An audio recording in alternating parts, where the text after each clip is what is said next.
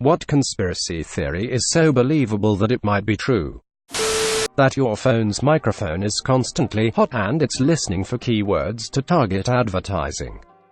Most glaring instance where this happened to me was when I walked into a colleague's office. He had just got in a standing desk, but one that goes on top of his existing desk rather than a standalone pun model. That's important to note. I said, "Nice standing desk. When did you get that?" "Thanks. Just today," he replied. That was literally all that was said about the desk. We talked about work-related stuff, and as I walked out and checked my phone, there was an ad on Facebook for that exact model of standing desk.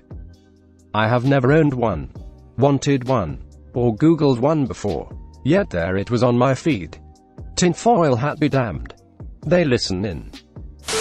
My conspiracy theory.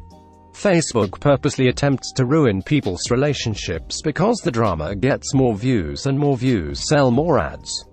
Several years ago they introduced a feature so that your comments on other pages would show up in your friends' feeds. So if you're secretly an atheist and you comment on some atheist page, it shows up in your devout Southern Baptist grandma Muriel's timeline, even though it's a conversation that has nothing to do with her and there's no reason for it to be. As a result, Facebook outs you to your family, and Grandma is typing away at all the evil Satanists trying to corrupt her grandson. And if you comment on a public post, it's unavoidable. You used to be able to control who could see your comments even on public posts by other pages. But at the same time, Facebook introduced the tattletale feature. They took that ability away. Now if they were to stumble across the same page, they'd be able to see your comment. But after that change, Facebook started pointing everybody you know directly to it. Not to mention, the privacy settings are difficult to find, difficult to understand, and with each passing year gives you less and less control over who sees what. By forcibly combining everybody's social circles, Facebook is trying to generate conflict. They want to generate conflict because the conflict happens on Facebook, which means people logging on to Facebook more often and seeing more ads. They're essentially an internet tabloid, except instead of showcasing the personal drama of celebrities for clicks and sales, they're doing it to you instead. Ever notice how the vast majority of family drama, relationship fights, etc. these days happens on Facebook? That's by design. Facebook is literally destroying the social fabric to make a buck, consuming relationship stability like it's an oil refinery consuming crude. Michael Jackson was chemically castrated by his father to preserve his soprano singing voice, which was the source for his infatuation with children. The ballistic missile threat that was sent to Hawaiian cell phones saying, "Seek shelter, this is not a drill," that was later deemed a mistake, was a real missile that was intercepted before impact. About the NSA and other spy programs are encouraged by the very agencies spying on us to twist the idea into the absurd and to humanize their agents. Miley Cyrus's crazy streak was all a carefully planned marketing scheme to get her solidified as an A-list celebrity. The Vatican holds horrible dark secrets and many answers to existential questions, and that Area 51 is a publicity stunt by the government to hide the real testing facility. Some group of people wanted all the Kennedys dead for some reason. Edit, the term conspiracy theory and its poor connotation was created by the US government specifically for skeptics of the official JFK assassination story. Just felt I should put that out there. Long John Silver's is some kind of money laundering scheme on the basis that they have been open for as long as I can remember, but I have also literally never seen a busy Long John's. Toxic delusion that I ironically entertain, perhaps. The Laurel Canyon conspiracy. Basically, if you look at the counterculture revolutionaries in the music industry in the 60s, most of them were the children of military intelligence people. So the theory is that the free love, lots of drugs movement they inspired was done intentionally to distract the youth from a full-scale revolution. The thought was if the angry youth of the mid to late 60s were too high and getting laid all the time, they would stop caring as much about societal ills and then basically sleepwalk through the 70s. Which they did. I stumbled upon this when I was reading up on Jim Morrison and how his father was the one who called in the fake strike at the Gulf of Tonkin that kicked off the Vietnam War, and which was shown later to have been a false flag. Turns out, a lot of its contemporaries were also children of highly placed military people with ties to intelligence. Strange that they all wound up in Laurel Canyon as part of the same movement. Apple started the meme about AirPods being expensive as a marketing ploy. Happened around Christmas. You might be right.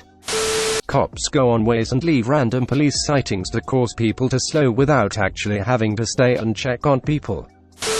I don't have time to type it all out right now. But the entire situation surrounding the construction and operation of Denver International Airport is strange. Even by non-conspiracist standards. Have fun in the rabbit hole. I did a short write-up about this a few years back. Here it is. Read it if ya want. Denver International Airport, secret bunker, giant cult shrine, and potential concentration camp. There are a lot of conspiracy theories revolving around the Denver airport. I'll try to touch on all the ones I know, but forgive me if I miss a few. There's no doubt that there are some odd things about the airport. For the delayed construction to the massive cost to the odd choice of decorations. Opening on February 28, 1995. 16 months behind schedule and at double the cost of the original estimate, $4.8 billion. Denver International Airport is the largest airport in the U.S. by total land area. 33,531 acres. Not long after it opened, wild conspiracy theories began floating around.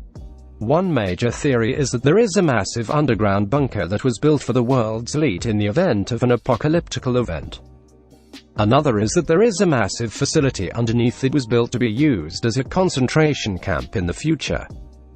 Some people believe that the reason for the delay in the schedule was due to the construction of said underground bunkers and tunnels. Supposedly, a construction worker claims that they buried 5 multi-story buildings underneath and built the airport on top of it. Aside from the construction theories, there's plenty of things inside the airport that are just plain odd. One thing mentioned often is the large Mustang statue shown above outside of the airport nicknamed Lucifer. A large blue horse with red eyes that supposedly represents one of the 4 horsemen of the apocalypse. Death. Oddly enough, the architect who designed the piece was killed when the horse's head fell on him, severing major arteries and causing what proved to be fatal injuries. Another thing people find odd is the dedication stone inside the airport. One of the first things you notice is the large Freemason symbol in the middle of the stone. Another thing people point to is the date on the stone, March 19, 1994, which if you add up the numbers 191994, you get 33, which is a significant number in the Freemasons, as I believe it is the highest level you can reach in the organization. The last odd thing about the dedication stone is that it says near the bottom, New World Airport Commission contributors. People believe this is reference to the New World Order, which will supposedly be brought on by the Freemasons, Illuminati.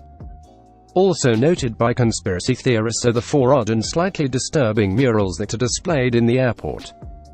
Some people believe these murals are packed with Freemason iconography and occult references and even are a telling of the future.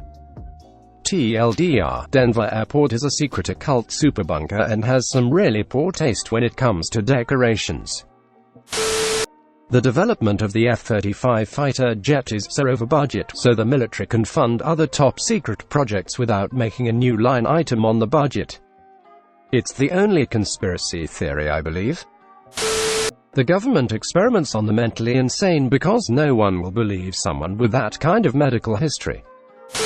The Phantom Cosmonaut conspiracy, pretty much. The short story is that Yuri Gagarin is not the first man to go to space but the first one to go and come back alive. It just seems like a USSR thing to do.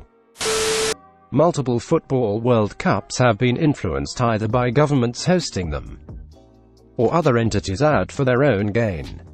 2002 South Korea, Japan and 1978 in Argentina are the two most obvious ones that come to mind. The oil and coal industries invested heavily in killing off nuclear power as an attractive alternative. These days we have reactor designs many times safer than other methods of generating power.